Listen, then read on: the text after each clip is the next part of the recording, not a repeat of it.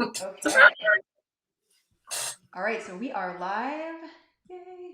I'm just going to pull it up on my phone, Chelan, before we get started, because, Yep.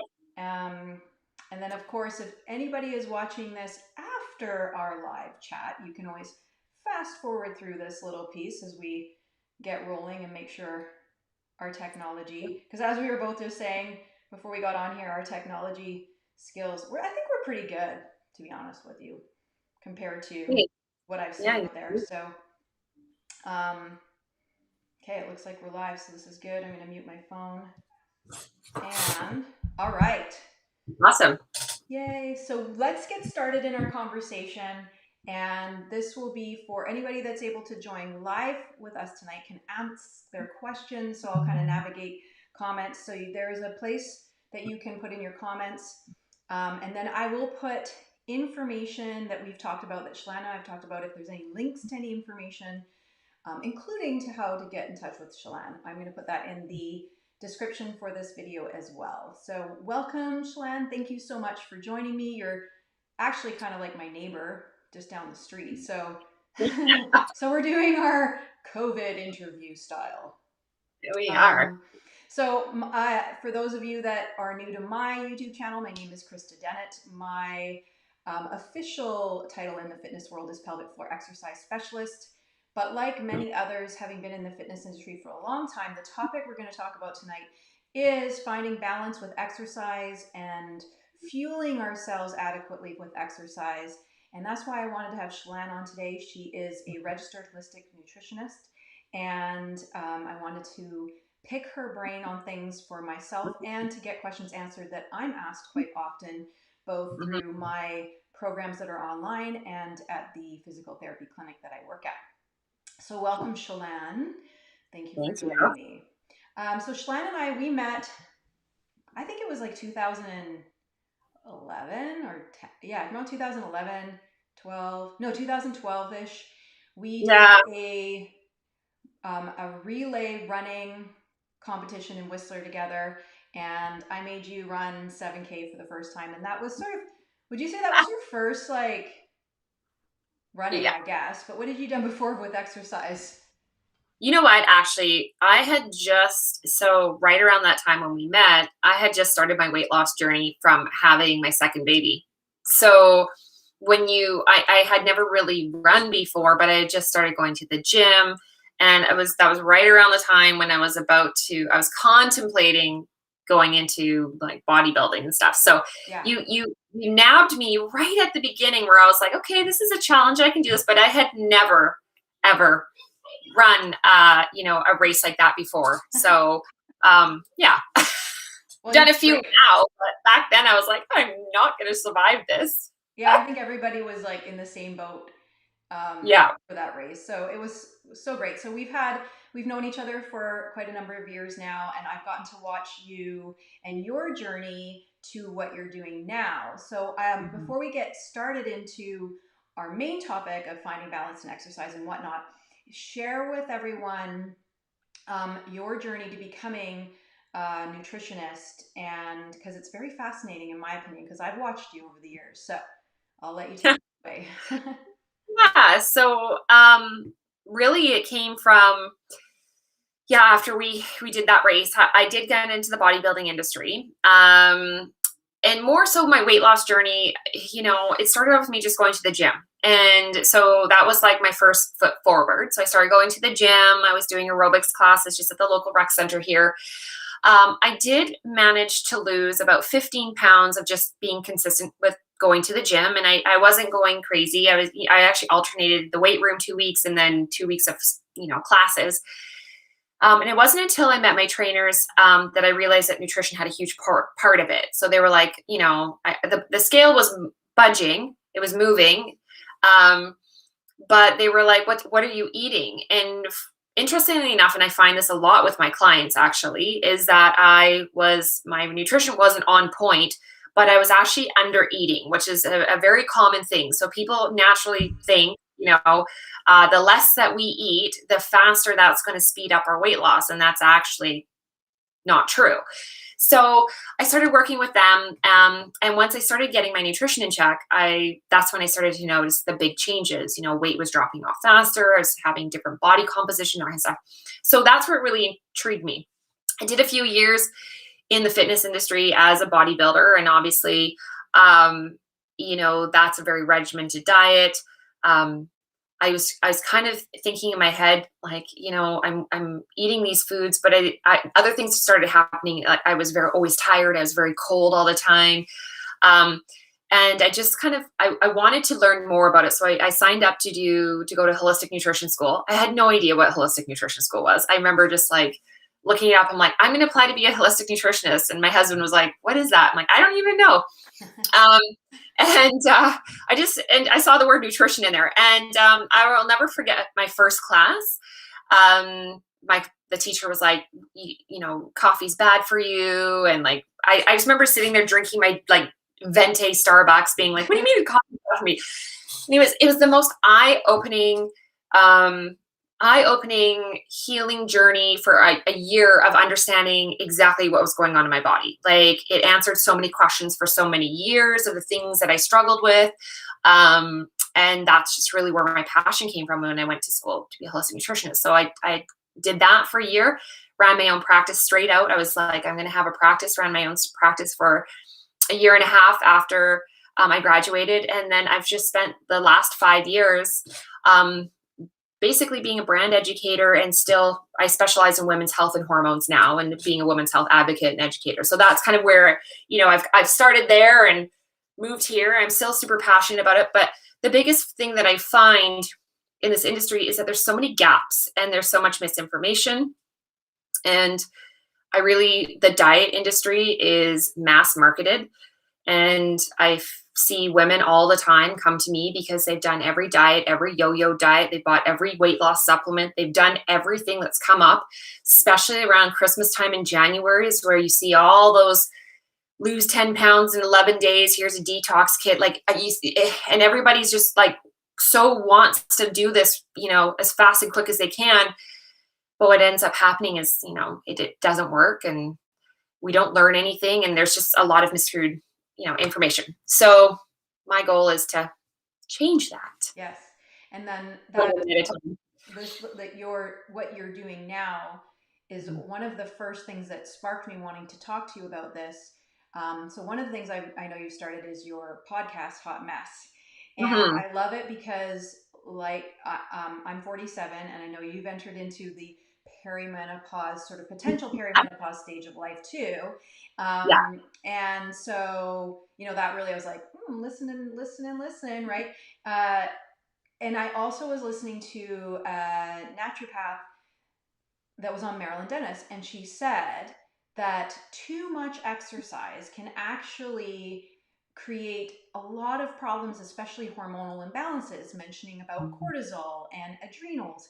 And you even said thyroid. And that got me thinking, because especially this last year with the pandemic, in my practice anyway, with clients, I've noticed a lot of stress levels go up, especially in the first 6 months. And a lot of people were turning to exercise and like trying to kill themselves in exercise to compensate for the stress that they were going through from the pandemic. And they were their symptoms of pelvic floor issues like leaking or pain were not going away no matter what kind of rehab I gave them. And they were exhausted and so on. So I wanted to dive into the topic about what is too much exercise and what can it do to our hormonal levels, especially after we've had babies, when we're entering into the next phase of life of perimenopause and beyond. Yeah, well, I think we should, I think number one, we should go back to what cortisol is and where that's made, because any client that I've ever worked, when I say the word adrenal exhaustion or fatigue, they just look at me and they're like, I don't even know what adrenals are. So our adrenal glands are two little glands that sit on top of our kidneys. And those glands actually produce a few different hormones, but it mainly cortisol. So cortisol is our stress hormone, and it does have good functions in our body. So we do need it in certain instances. So let's just say we're going through a global pandemic. So our immune system actually needs cortisol to, release its immune army. So when we are, take on viruses and stuff, our, cortisol comes and helps immunity fight it off. We use cortisol if we are running from a tiger, it shoots that adrenaline, the same thing. There are bonuses of it, but we also, anytime that we're under stress, we excrete our stress hormone.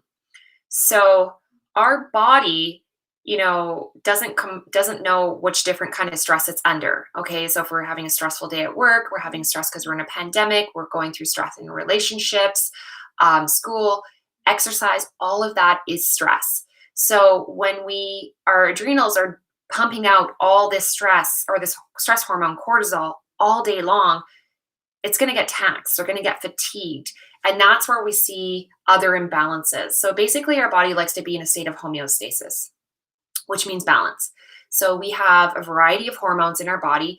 There's about 8 different hormones that can affect our weight loss. So when one hormone is out, they all can be out. So you can kind of see how this can go down.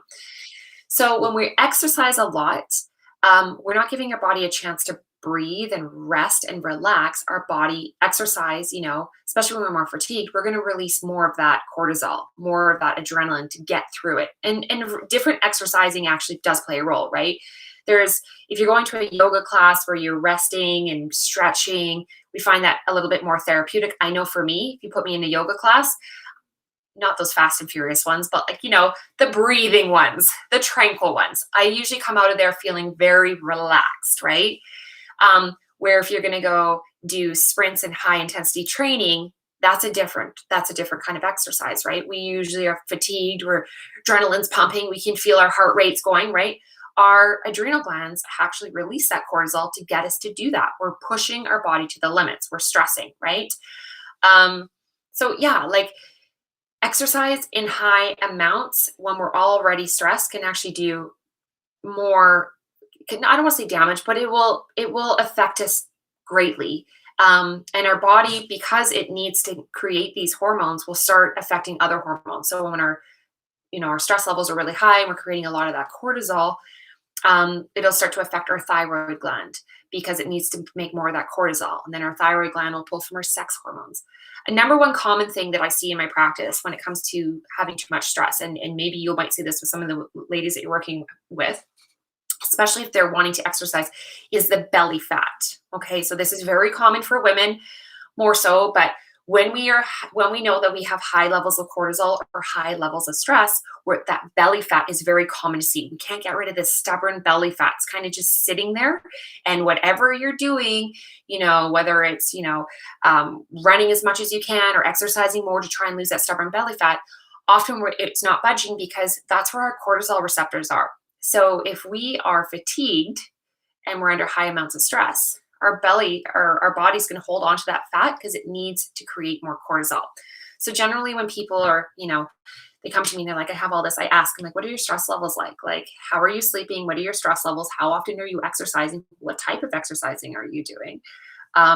Because no matter what if you're under all this stress, your body's going to hold that. That's not going to budge. So, is there one of the things that I've read, that there is not really a magic number for exercise to start, but that realistically, if you're looking to do higher intensity exercise, that 20 to 30 minutes is all you really need. Mm-hmm. And anything beyond that is where you can start to put more stress on the system, and like you're talking about, and continue to elevate cortisol levels. Um, so would you say, because what I've had people ask me is okay, well, can I do the strength routine you given me and then jump on the treadmill for half an hour? And, so they're under this constant hour plus routine. So would you feel like that is accurate? We don't need to do these crazy long workouts. And then also, what kind of food intake can assist? Is there because I'm a big into meditation, so I want my Yep. clients and individuals to take a time out at least once, if not twice a day, for 10 to 15 minutes to just sit and breathe and just redirect their thoughts back to their breath. And then they go, if they want to go do their 20 Yep. minutes of craziness or run or whatever, that's fine. But is there also something you can do from an eating perspective, and you were gonna, and maybe there's supplements or something that can help offset Mhm. what's going on with their hormones? Yeah. So first, I'll start with the exercise part. Coming from my experience, because I used to do the weight training, and then I'd be like, okay, so when do mine was always I do an hour of weights, and then I would jump on and do cardio after to get into that fat burning store, right? Because so basically, when we're working out, there is the glycogen in our muscles, and that's what the energy that we burn through in our muscles first, right? And then after we burn through that store, then we'll go into our fat burning mode. But often a couple things can play a role in this factor. So if you're not eating enough of food, you're not going to have a high amount of glycogen in your muscle store, especially if you're not eating the right macronutrients. And I say macronutrients because that's your carbs, your fats, and your proteins. If you're not eating enough and consistently, you're already going to have depleted stores. So nutrition does play a huge role in nutrient timing and stuff like that when it comes to being regimented in your workouts and for your weight loss goals. Um, so if we're already depleted, that causes stress in our body because our body starts to be like, I'm hungry, I'm starving, she's not feeding me. So what ends up happening is that our body will then, when we do eat, will think that you're not going to feed it again. So the food that you do feed it, it will store as fat because our body's that smart.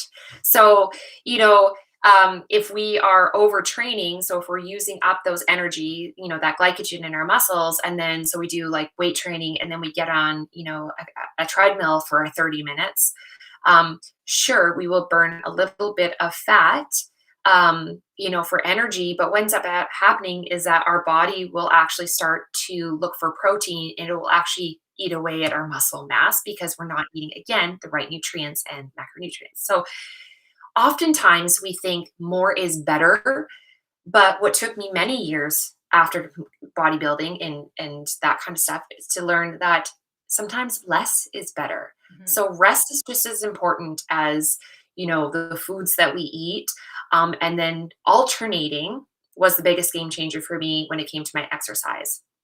So you know I think for women, and especially you probably will agree with me, that weight training is very important for our body composition and building our skeletal muscle, especially as we get older. We need to maintain that strength. High intensity and cardio, it is also really good for our cardiovascular health, but we have to, I think what's more beneficial for women and less stressful on our body is being able to alternate that and be able to be like, today I'm going to do some strength training, maybe with a little bit of plyometrics. That's really beneficial for women. And then doing one day where like, I'm going to do cardio. So whether that's, 30 to 45 minutes of running, or, you know, some people, they can go out and run for an hour. That's their comfortable pace. If you're new to the game of exercising, don't go out and try and shoot for an hour on the treadmill. Exert yourself. Yeah. If that's your comfortable, I'm a hiker, so I hike in the trails. That's like, for me, I go out for an hour and a half. That's my exercise, right?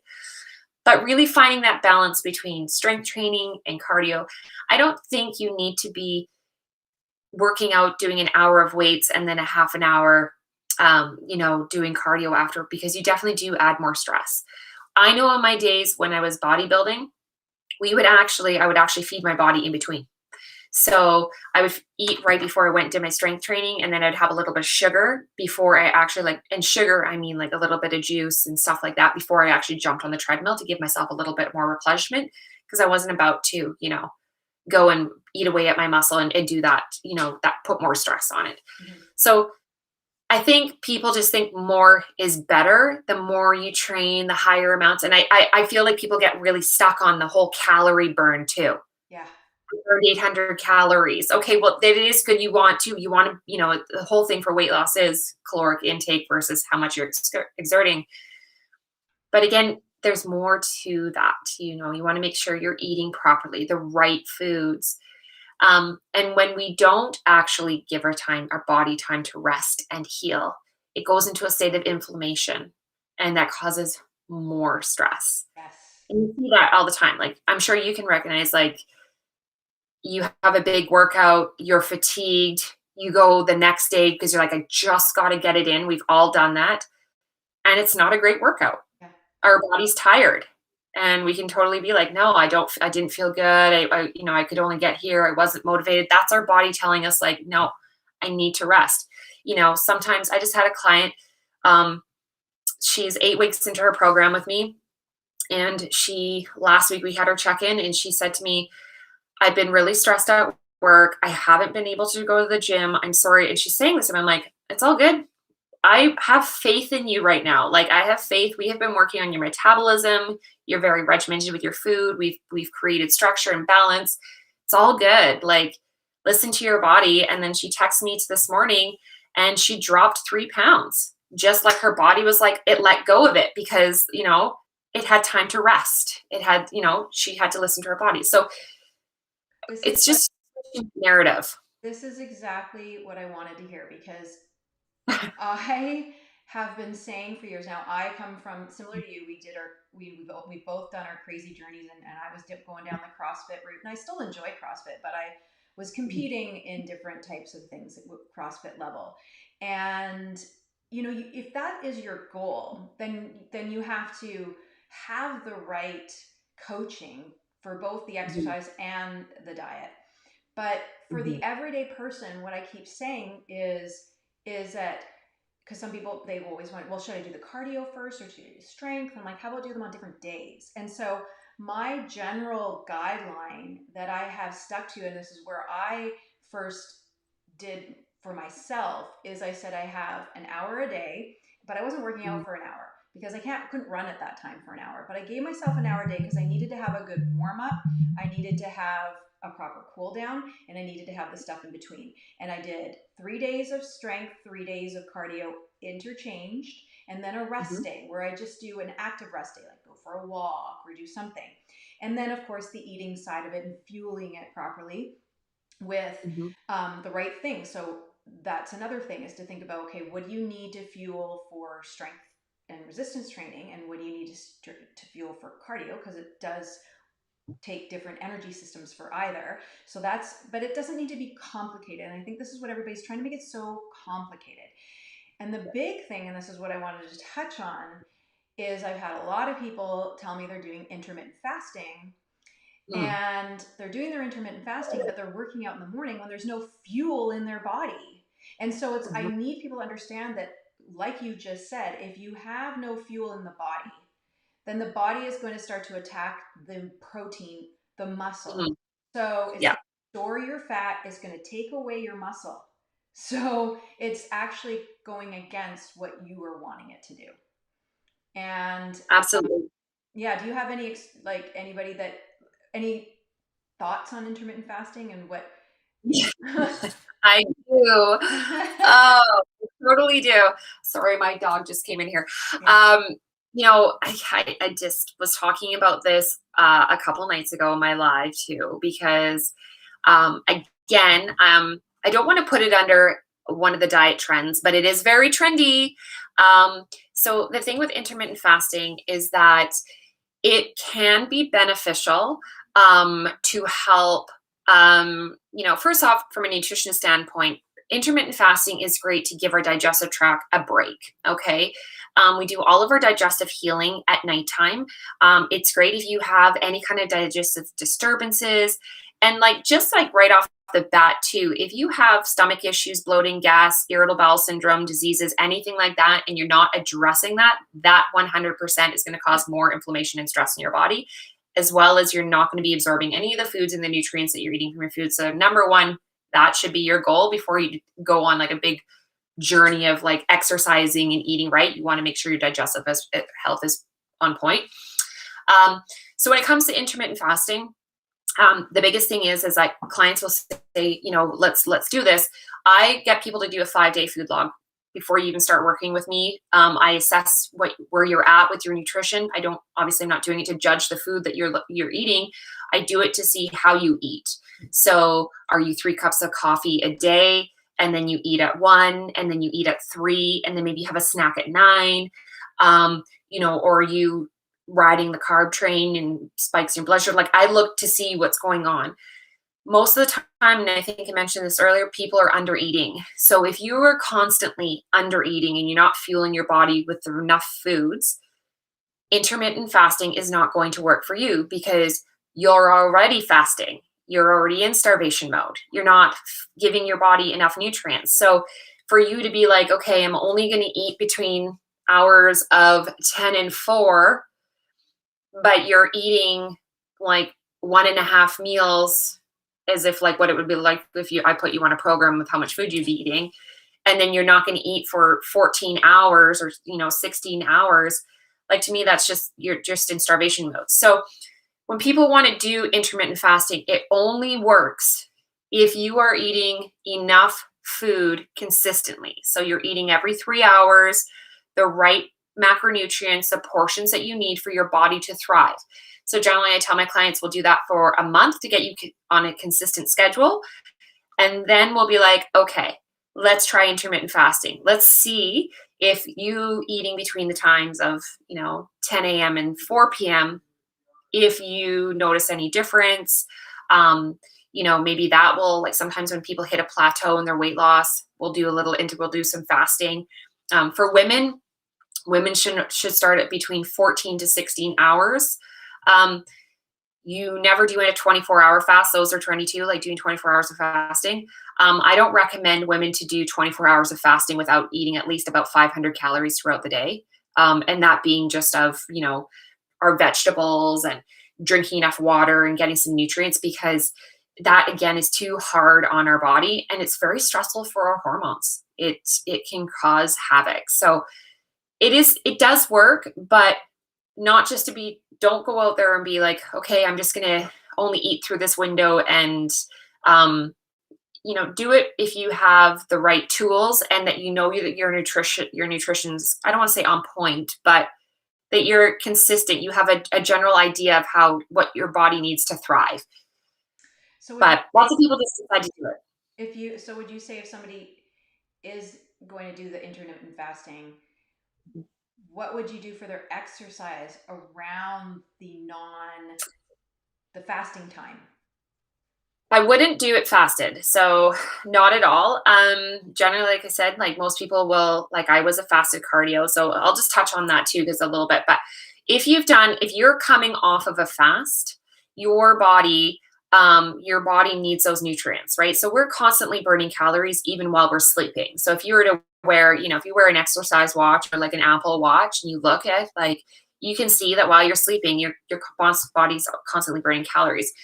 When you're breaking your fast, it's really important to have breakfast, like eat a meal to put those stores back in, and to build up that consistency. Then, after you've eaten, you can do a workout. Something maybe like strength training, or if you wanted to go for a run or something like that. Don't do it fasted off of intermittent fasting. I just feel like it's too much stress, especially if you're not consistent with your nutrition. It's Our body, like I said, will pretend it's in starvation, or not pretend, it'll put itself in starvation mode. And generally, what ends up happening is we will work out, and then so we use up that glycogen right away, and then we start again eating at our muscle stores, and then we get very ravenous. And even when I was doing sports nutrition, I always told people, after you've done a workout, part of their thing was to eat a piece of fruit right after. Like, have it in your gym bag, have it in your car, whether it's an apple or a banana, eat a piece of fruit immediately after you are done your workout. So that fruit has glucose in it, sugar, and that fruit is actually going to replace the glycogen that you've used up in your muscles. Okay. Then you go home and then you eat a meal with more carbohydrates, protein, and a little bit of fat within 2 hours of that window. That's proper post-workout nutrition. You're putting that stuff back into your body so it can, fix your muscles and repair, and then putting that glycogen. A lot of us, and I myself included, I've done it many times where I've gone exercise, I come up, I pour coffee, get the kids to school. Next thing you know, it's been 3 hours and I'm like, oh God, right? Like, that's the worst. I mean, we've all done it. So, what's the saying? Like, fail to plan to fail. And nutrition really is 80% of the equation, right? So lots of people focus, like, working out is really good. But if you don't have consistent nutrition, if you don't understand the foods that you should be eating and being very mindful of, like to me, that's more important. Like eating consistently and eating the right foods, and then being like, okay, I want to just make sure I'm moving my body, right? It's 80% of the equation. You cannot out-train a bad diet. So what I'm hearing is that, and this is the thing that frustrates me because there's all these different ideas of diets: keto, Yep. um, paleo, intermittent. And from what you're saying is, if you want to go down these routes of doing one of these types of eating habits or diets or whatever you want to call them, then you really Mhm. need to have a proper guidance, because you're going to fail, because you're going to fail, A, because it's complicated, and B, Yeah. because you're going to end up having to make poor choices because, like you said, like all of a sudden you're ravenous. Well, what's the first thing people do? They go to the easiest, quickest thing to Yeah. grab, and usually it's like a processed food of some sort in a package. So That or carbohydrate. Yeah. yeah, so like I always say, like if you're not in a place that you can afford to get the extra help, then then you have to sort of look at, like, okay, do I really want to go and try these complicated eating plans and then it messes with your fitness, and then it messes with your hormones, and so I guess Yeah. where the point here is that sometimes I think we think the more complicated it is, the better it's going to be, and really we just need to keep it simple with eating and balancing exercise. Like we said, exercise. A little bit of something every day, alternated, not both, not cardio and strength in one day, alternate both. This is just for the general person. This isn't for somebody who is like Yeah. we were doing when we were training for our competitions and stuff. That's different. This is for the everyday person. Same with eating. So from here, I want to know more then about, you had mentioned to me before we chatted about possibly like some supplements to help with issues with our cortisol levels and adrenals and that kind of thing. Because Yeah. regardless of if we're doing too much exercise, what I'm noticing in this last year is everybody's stress level is elevated. So, what are Yeah. some simple things that we can change? Maybe just some simple things we could change in our diet, and what simple supplement that's not going to break the bank that could help us start to feel better?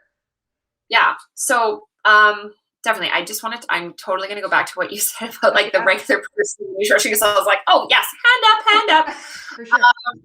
First off, when it comes to the diets and the trends and things like this, like one question I ask my clients, because trust me, I get when people reach out to me to work with me, they are like, so should I go on keto, or what's on your program? Like, are you paleo? Do you this? One thing I preach to everybody is that what works for Betty down the road may not work for you. Yes. Okay. So, every client that I work with is completely individualized. It's my client had the minimum they have to commit to working with me for 12 weeks. I don't do 30-day meal plans. I don't do any of that. I don't even do meal plans. I will never give you a meal plan.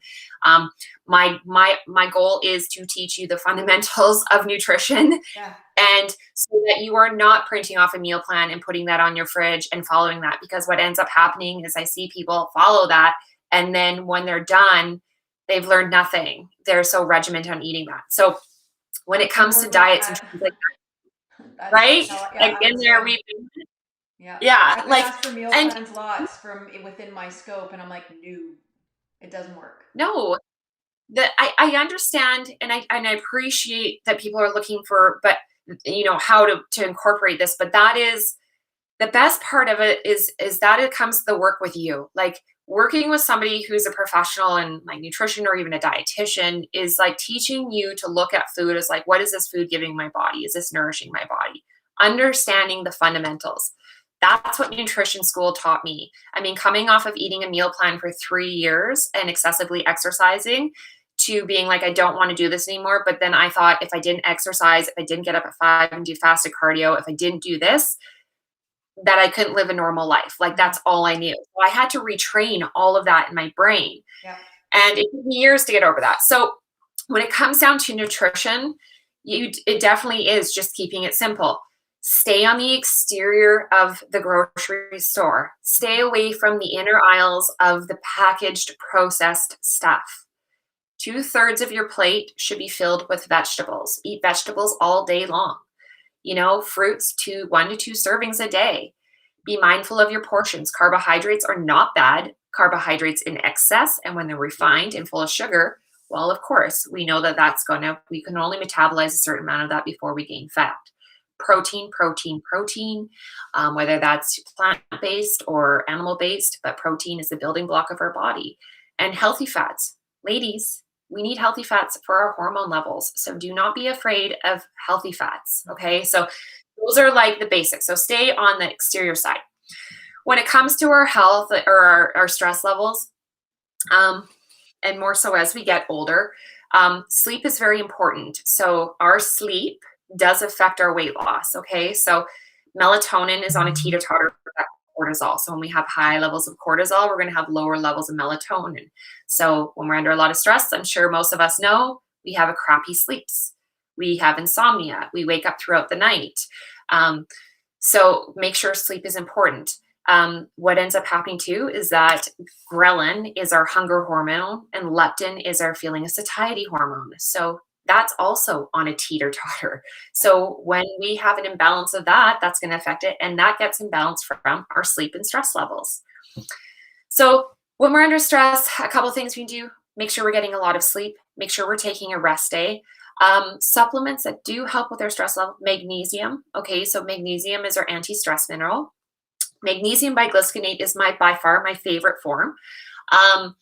It's great. Magnesium's responsible for over 300 different reactions in our body, but it is actually the first mineral we excrete while we're exercising. So through our sweat, we're getting rid of that magnesium. So think of how much we're exercising. Anytime we're stressed, we're excreting magnesium.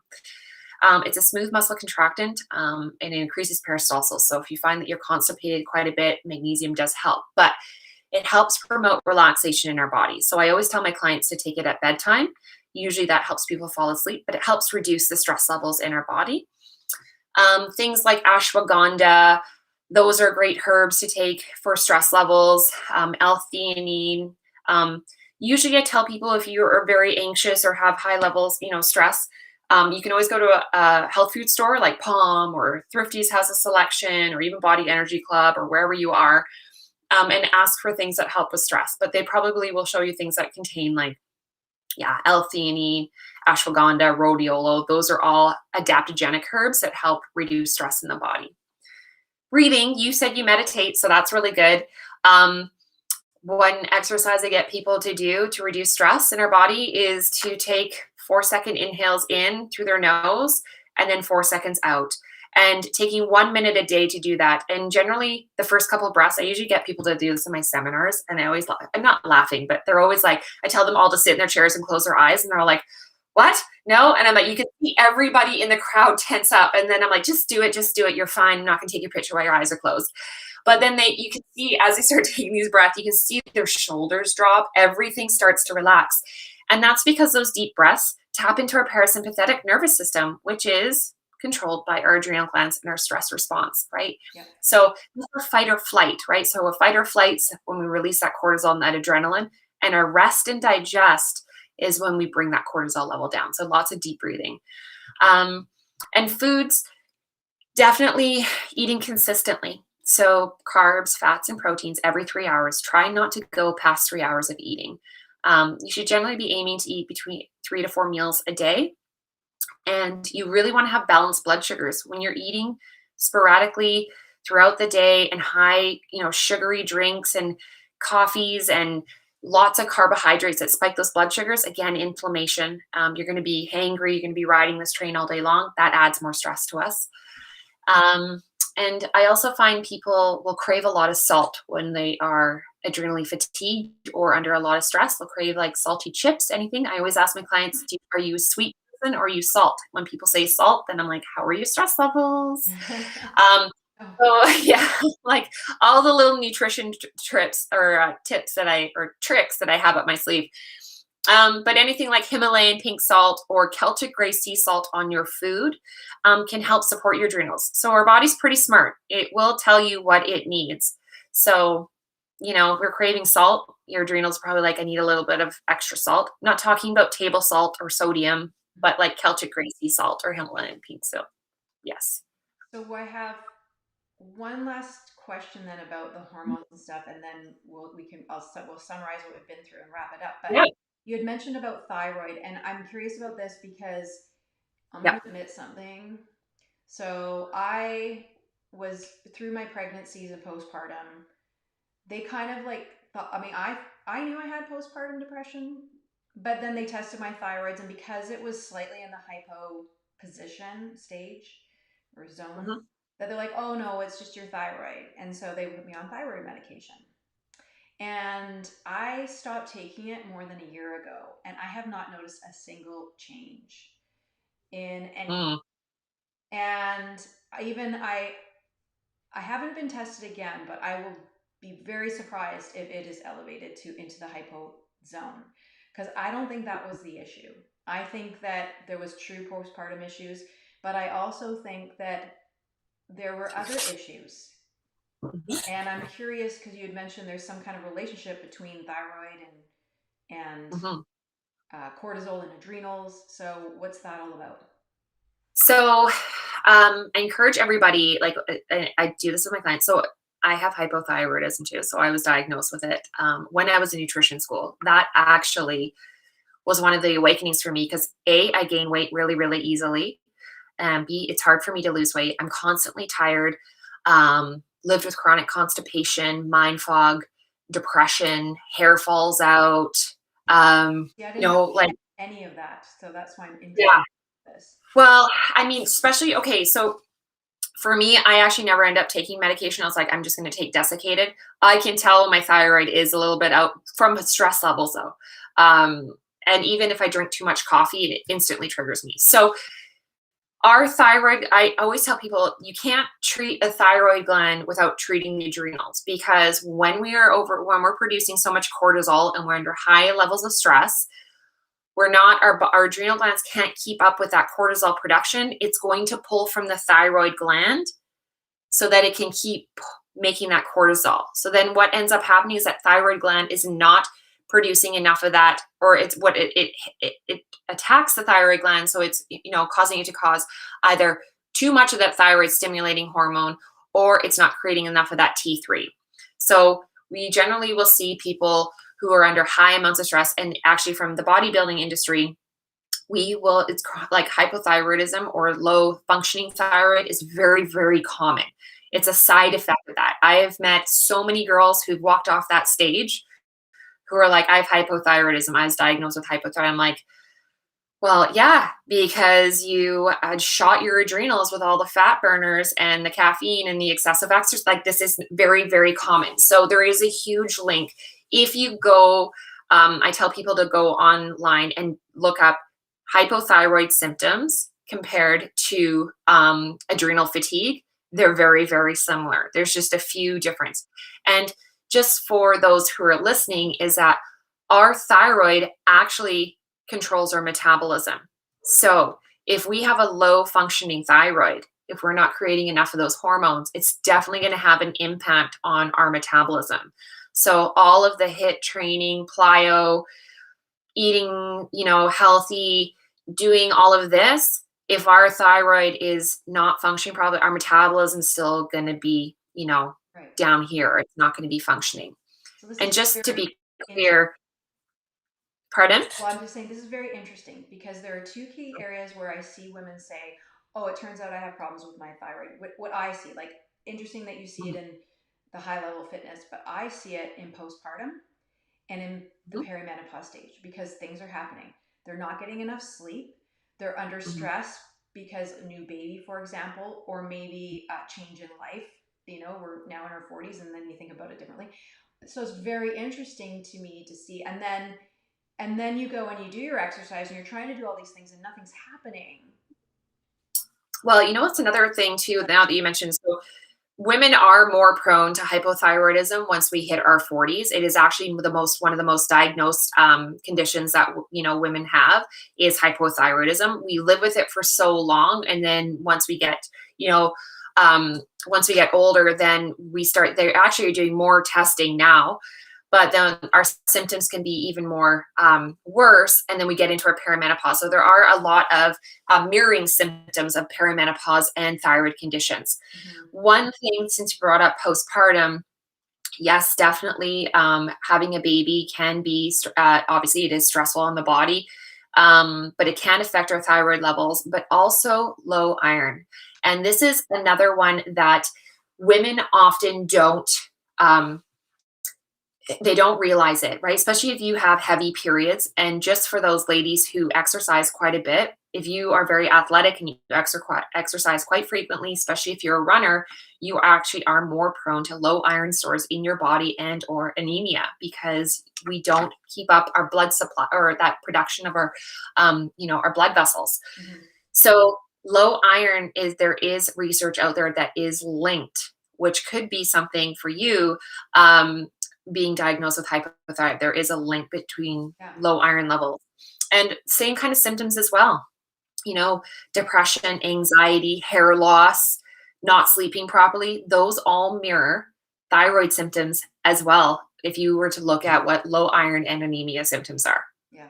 And again, I'm not saying don't remember, anybody do what I did and not go on medication, but I think maybe what is helping, and one, it may catch up with me and I really should be responsible and get it checked again. But I take iron now, I take vitamin D, I take a B12 supplement, and I do melatonin if I can't sleep. I do magnesium, so I'm like, I incorporated all these things, but even then, like, I mean, I'm going through a very stressful time, and that my anxiety is still an issue, but at least I have these tools that I can go to, and I know that they're helping and balanced, so that I'm not exhausted because I was getting exhausted even just doing like a basic workout, not even like a CrossFit workout. It was just taxing my system because I was so stressed with everything well, else.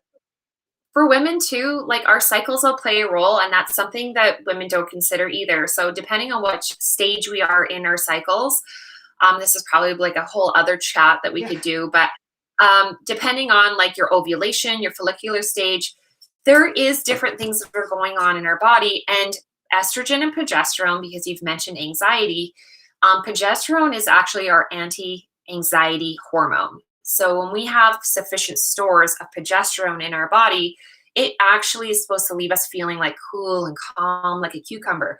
And generally, when women come to me with hormonal imbalances and they have high amounts of estrogen and lower amounts of progesterone, they find that they're the rage monster near their periods, and or Good to this know. is one of the main things they're suffering from in perimenopause. So they're finding they're very, very anxious. Anxiety is like one of the number one things that women are suffering from, and is driving nuts because they've never anxious before. And now they're like, what the hell's wrong with me? Like, Yeah.